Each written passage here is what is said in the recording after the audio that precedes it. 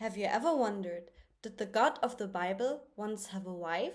It sounds like a shocking question, but when we start digging into the archaeological findings, inscriptions, and the texts of the ancient Near East, a mysterious figure keeps appearing. Asherah. She is half history, half archaeology, half theology, and all mystery. Her story is frustrating to piece together because the evidence is scattered and contradictory. Much of the literary sources, mainly the Old Testament, a combination of very old texts from various time periods that were eventually compiled together to make a coherent and chronological story, are just not academically reliable enough. Another issue that we encounter is that the Bible as a whole was most likely misinterpreted multiple times throughout the years, since we don't have any of the original texts. Lastly, the Old Testament specifically has many chapters and books that were anti-pagan, and the texts themselves were most probably written to either demonize or diminish other cultures and religions. Otherwise, literary sources that explicitly mention Ugaritic religion, especially Asherah, are fairly inadequate. The archaeological data lacks a specific level of clarity. This means that many figurines that were excavated the region of Assyrian worship represented female characteristics. However, it's not specific if they are of Asherah or other goddesses. Yet she refuses to stay buried. In the Bible, she appears in fleeting lines, often condemned. In archaeology, she appears in figurines, inscriptions, and temple remains. In modern scholarship, she appears as a suppressed goddess, the divine feminine who once stood beside the Jewish god Yahweh.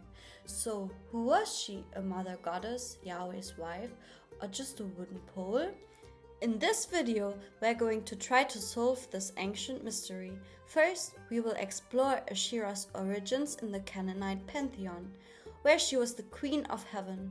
Then we will trace her presence in ancient Israel and Judea, in scripture and in figurines. We will see how reformers tried to erase her, how her image disappeared, and what her removal meant for Israelite religion.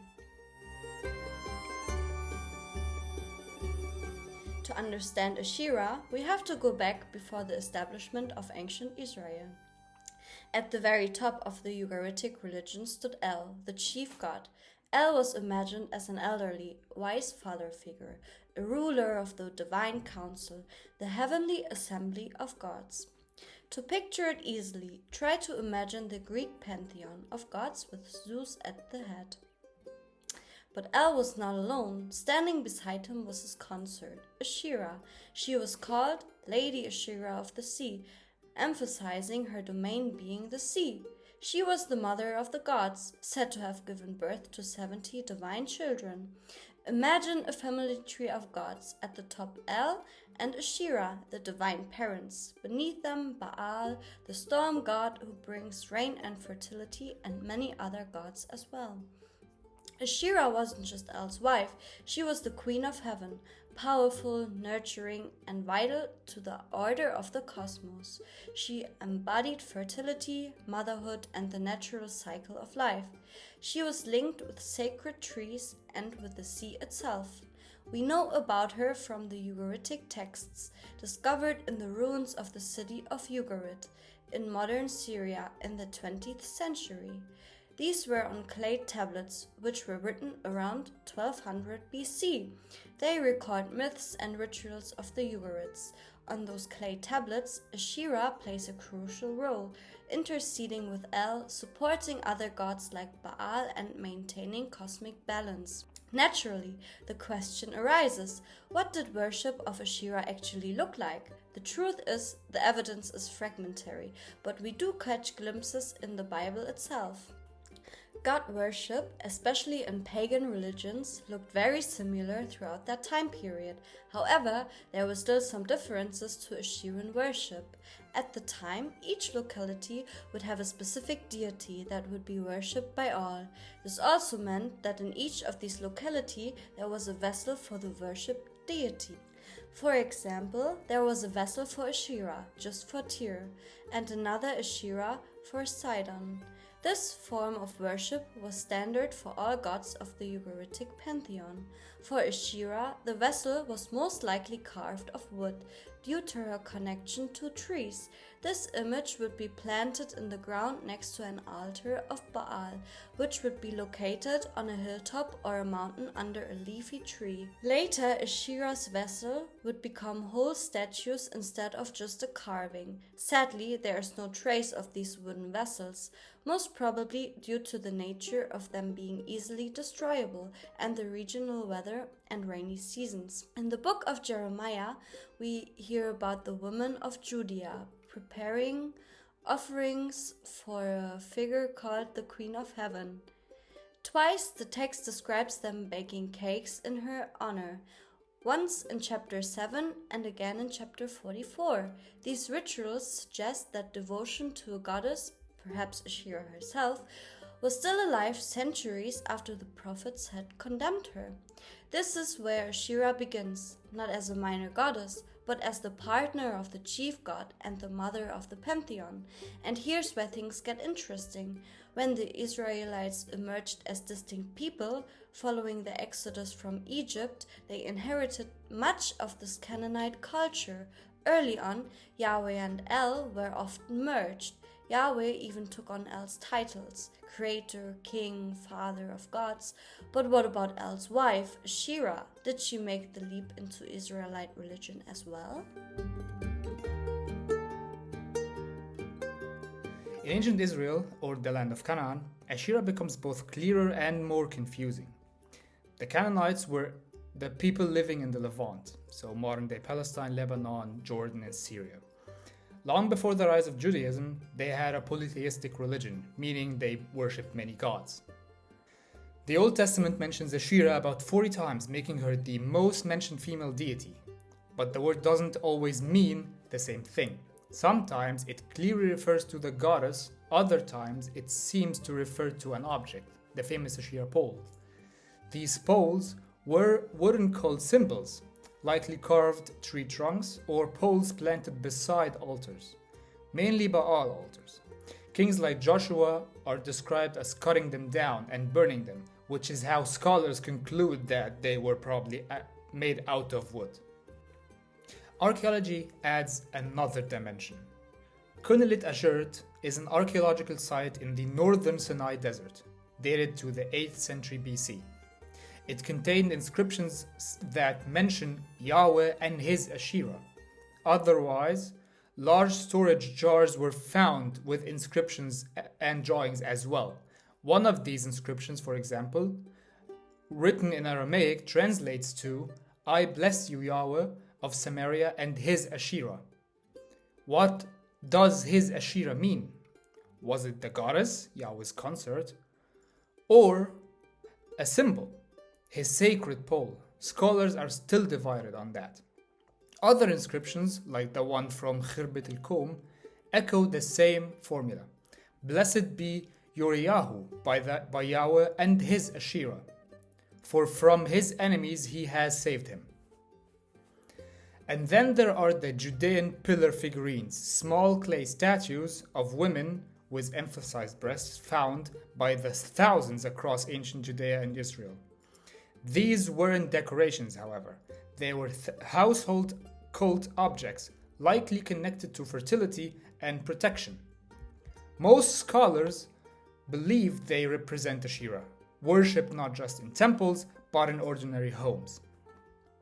At Tel Arad, in an Israelite temple from the 9th century BC, archaeologists discovered two standing stones side by side in the Holy of Holies. Many interpret these as representing Yahweh and Asherah, a divine pair worshipped together. So, what kind of picture emerges out of this? The religion of the Israelites described in the Old Testament condemns Asherah, but the lived religion of the people told a completely different story. Ordinary Israelites worshipped her alongside Yahweh in temples and homes alike. Asherah was not just a Canaanite goddess, she was for centuries an Israelite goddess as well.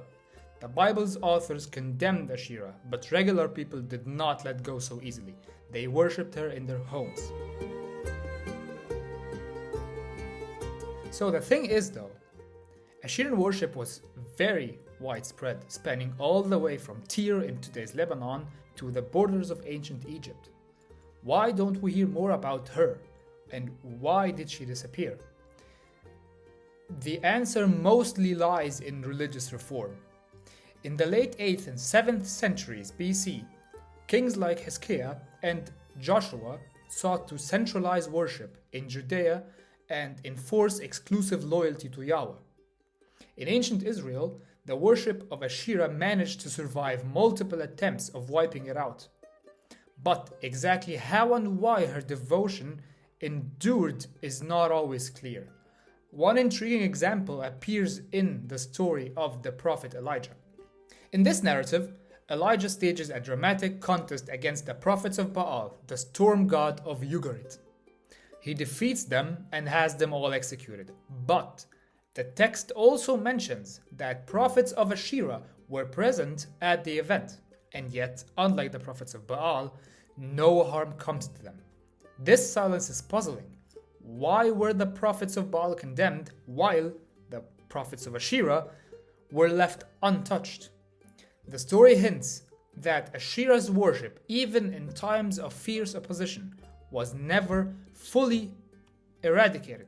Somehow, her presence lingered on.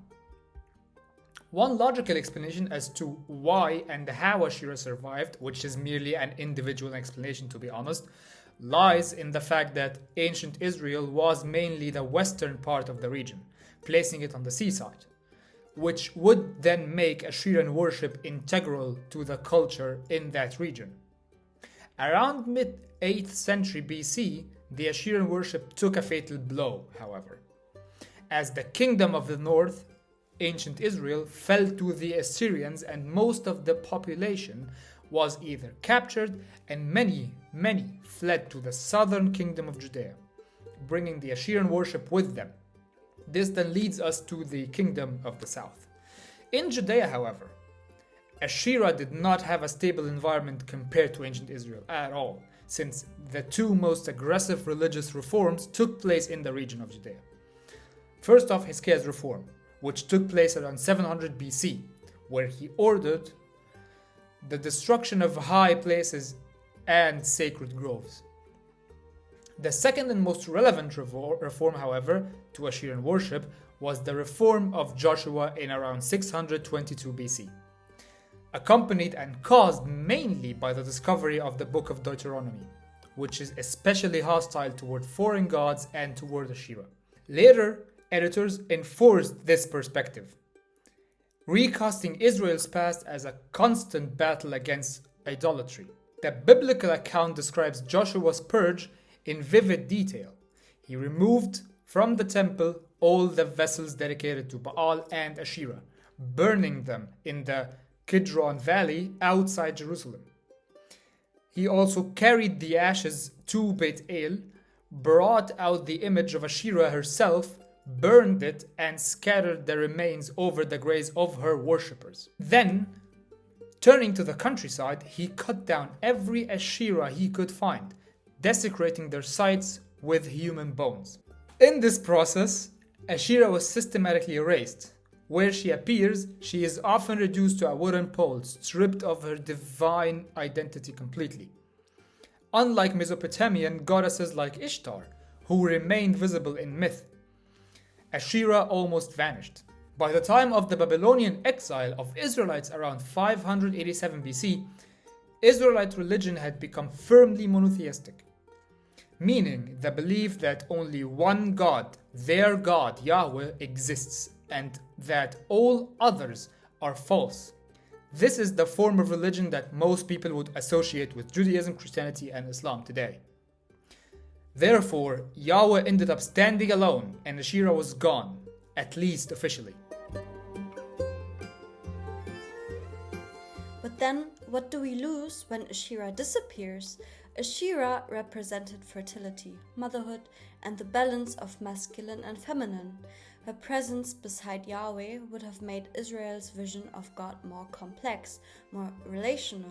Without her, Israel's God became exclusively male. As a result, the feminine divine was sidelined. Modern feminist theologians see this as a profound loss. They argue that Asherah's erasure reflects not just a shift in theology, but a shift in society towards patriarchy, hierarchy, and exclusion of women's voices.